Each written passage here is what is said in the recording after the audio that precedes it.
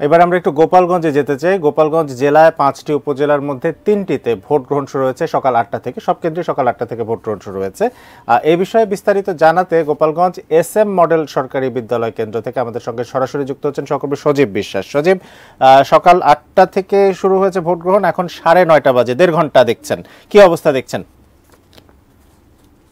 আরিফিন, বেলা বাড়ার সঙ্গে সঙ্গে কিন্তু ভোটার উপস্থিতি কিছুটা বাড়ছে। আমি একটু বলে রাখি যে গতকাল রাতে কিন্তু বৃষ্টি হয়েছে গোপালগঞ্জে এবং কয়েক দিন প্রায় 1 মাসের যে তীব্র তাপদাহ গরম সব মিলিয়ে জনজীবন এক প্রকার অস্বস্তি হয়েছিল এবং এই বিগত কয়েকদিন 2 থেকে 3 দিন গোপালগঞ্জে কিন্তু বৃষ্টি হচ্ছে এবং বৃষ্টির পরে কিন্তু মানুষের মধ্যে একটু স্বস্তি ফিরে আসছে এবং গতকাল রাত্রে বৃষ্টি হয়, ভোটার উপস্থিতি কিন্তু একটু কম আছে।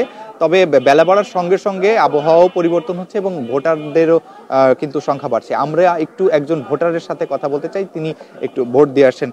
আসলে ভোটের পরিবেশ কেমন দেখলেন এবং কেমন প্রার্থীকে ভোট দিলেন?